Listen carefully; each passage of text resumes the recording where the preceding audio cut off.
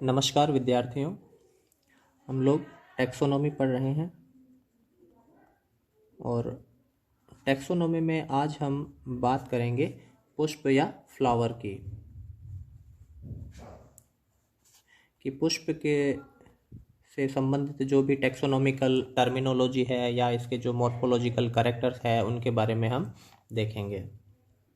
देखिए, पुष्प है ये आवर्त बीजी पादपों की एक विशेष लक्षण होता है। आवर्त बीजी पादपों में ही ये संरचना हमें देखने को मिलती है। ये एक प्रकार की जनन संरचना है या रिप्रोडक्टिव स्ट्रक्चर है। और यदि हम इसकी मॉर्फोलॉजी की बात करें, ठीक है, मॉर्फोलॉजिकली ये क्या है, जो पुष्प है वो मॉडिफाइड शूट होता है।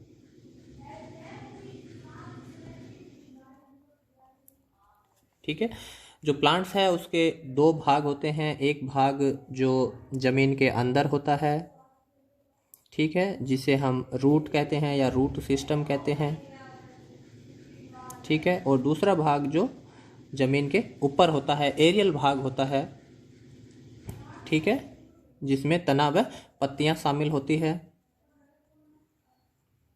तो इसको हम कहते हैं शूट सिस्टम। ठीक है, मॉर्फोलॉजिकली तने के दो भाग होते हैं। एक जो भूमि के अंदर का भाग है उसे रूट सिस्टम कहते हैं, और जमीन से बाहर का भाग है उसे शूट सिस्टम कहते हैं। इसका जो निर्माण है वो रेडिकल से होता है, इसका निर्माण है वो प्लूमूल से होता है। ठीक है, तो रूट और शूट सिस्टम। मॉर्फोलॉजिकली अगर हम फ्लावर की बात करते हैं तो फ्लावर क्या है, वो एक मॉडिफाइड या रूपांतरित प्रारोह होती है, शूट होती है, जिसमें हमें स्पष्ट नोड और इंटरनोड देखने को मिलती है। और पुष्प के जो भाग होते हैं वो एक प्रकार की रूपांतरित पत्तियां होती है, क्योंकि शूट सिस्टम के दो भाग होते हैं, तना और पत्तियां। तो इसमें जो फ्लावर के जो हम भाग है उसे हम पढ़ेंगे अभी, तो वो एक प्रकार की रूपांतरित पत्तियां होती है। अगर हम पुष्प की संरचना की बात करें तो पुष्प का जो निर्माण है वो तने के नोड क्षेत्र में होता है। ठीक है, पुष्प तने का जो नोड भाग होता है जहाँ पर फ्लावर बड लगी रहती है, उस फ्लावर बड से पुष्प का निर्माण होता है। तो पुष्प की जो शाखा होती है उसे हम पेडिसल बोलते हैं। ठीक है, या इसको हम पुष्प व्रंत कहते हैं। ठीक है, पुष्प व्रंत का जो अग्र भाग है वो एक तरह से फूली हुई संरचना होती है। इस प्रकार से एक आसन के समान इसका निर्माण होता है, जिसे हम पुष्पासन कहते हैं, या इसे हम थैलेमस भी कहते हैं। थैलेमस, या इसको हम रिसेप्टेकल भी कह सकते हैं। ठीक है, तो पुष्प जिस शाखा पर लगा रहता है, जिसके द्वारा ये तने से जुड़ा हुआ रहता है, उसे हम पेडिशल या पुष्प व्रंत कहते हैं। जिसका अग्र भाग है, जिसपे पुष्प के जो भाग होते हैं, चार भाग होते हैं, वो इस पर लगे रहते हैं, उसे हम पुष्पासन या थैलेमस या रिसेप्टेकल कहते हैं। थैलेमस के जो पर है, इसके पुष्प के चार भाग होते हैं जो चक्रीय रूप में व्यवस्थित रहते हैं। सबसे जो बाहरी भाग है, जो ग्रीन कलर के होते हैं, उन्हें हम बाह्य दल पुंज कहते हैं। इसका जो आंतरिक भाग है उसमें दल पुंज या पेटल्स होते हैं, जो एक प्रकार की कलरफुल संरचना होती है, जिसे हम पुष्प में देखते हैं। जो भी रंगीन भाग है वो पेटल्स या दल पुंज के बने होते हैं। और इसका जो आंतरिक भाग है, दो चक्र हो गए, बाहरी भाग सेपल्स और पेटल्स। इसके आंतरिक भाग में लगे रहते हैं पुंकेसर या जनन संरचनाएं होती है, ये पुंकेसर है। और सबसे आंतरिक क्षेत्र में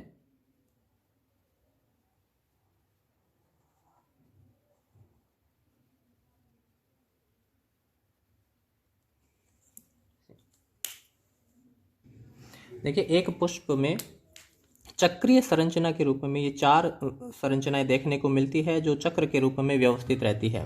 सबसे बाहरी चक्र के रूप में ग्रीन कलर की संरचनाएं हैं, जिन्हें हम सेपल कहते हैं, या इनको बाह्य दल कहा जाता है। उसके आंतरिक भाग में रंगीन संरचना होती है, जो रेड कलर की, ब्लू कलर की, वाइट कलर के, इस प्रकार की जो संरचना हमें दिखाई देती है उन्हें हम पेटल कहते हैं या दल पुंज कहते हैं। ठीक है। उसके आंतरिक भाग में ये दो संरचनाएं हैं पुष्प के, एसेसरी या सहायक अंग कहलाते हैं, ठीक है। क्योंकि हमने देखा है कि आवर्त बीज पादपों में पुष्प क्या है, जनन संरचनाएं हैं। तो इसमें जनन संरचना में जो भाग लेते हैं वो है पुंकेसर और स्त्री केसर, ठीक है, जो आंतरिक भाग में देखने को मिलते हैं। ये नर जनन संरचनाएं जिन्हें पुंकेसर कहते हैं, और मादा जनन संरचनाएं जिन्हें हम स्त्री केसर कहते हैं, स्टामन और कार्पल।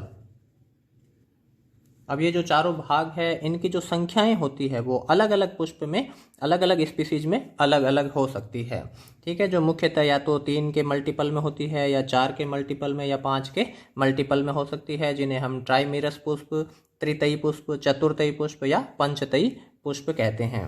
अब जो ये सेपल्स है इनको कलेक्टिवली हम बोलते हैं कैलिक्स कहते हैं। सभी सेपल्स को मिलाकर हम कलेक्टिवली क्या बोलते हैं, कैलिक्स बोलते हैं। पेटल्स होते हैं इनको हम कोरोला कहते हैं, ठीक है। और जो पुंकेसर होते हैं इनको एंड्रोसियम,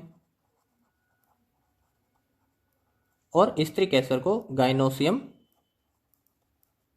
कहा जाता है कलेक्टिवली, ठीक है। तो पुष्प के 4 भाग होते हैं, कैलिक्स, कोरोला, एंड्रोसियम और गाइनोसियम, और ये चारों भाग होते हैं इसी क्रम में व्यवस्थित रहते हैं थैलेमस पर। सबसे बाहरी भाग कैलिक्स होगा, उसके बाद कोरोला होगा, एंड्रोसियम और गाइनोसियम, इस प्रकार से ये व्यवस्थित रहते हैं। एक चक्रीय रूप में पुष्प के अंदर ये व्यवस्थित रहते हैं, जिनकी संख्या अलग अलग स्पीसीज में अलग अलग हो सकती है। अब इनमें हम देखते हैं कौन कौन सी टर्मिनोलॉजी हमें टेक्सोनोमी में हम पढ़ते हैं। जो फैमिलीज का हम डिस्क्रिप्शन आगे डिटेल में पढ़ेंगे तो उसमें हमें कौन कौन सी टर्मिनोलॉजी यूज करनी है। तो सबसे पहले हम बात करते हैं पुष्प के लिए कि पुष्प सहपत्री है या नहीं, सहपत्री या ब्रैक्टिएट, ठीक है। देखिए जहाँ से पुष्प ओरिजिनेट होता है, तने की जिस शाखा से पुष्प निकलता है, अगर वहाँ पर एक छोटी पत्ती लाइक संरचना उपस्थित रहती है, एक लीफ लाइक संरचना यदि उपस्थित रहती है तो उसे हम बोलते हैं ब्रैक्ट। यदि ये लीफ लाइक संरचना उपस्थित है तो उसे हम क्या कहेंगे, ब्रैक्ट बोलते हैं। और ब्रैक्ट यदि प्रेजेंट है तो उस पुष्प को हम कहेंगे ब्रैक्टिएट, और यदि ब्रैक्ट अनुपस्थित है तो उसे हम कहेंगे पुष्प क्या है, असहपत्री, ठीक है।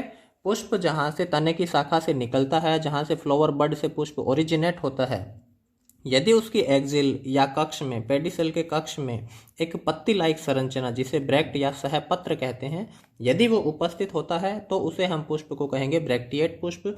यदि वो नहीं है तो उसको हम असहपत्री या ई ब्रैक्टिएट पुष्प कहा जाता है। इसकी जो सेकंड टर्मिनोलॉजी है वो है सहपत्रिका,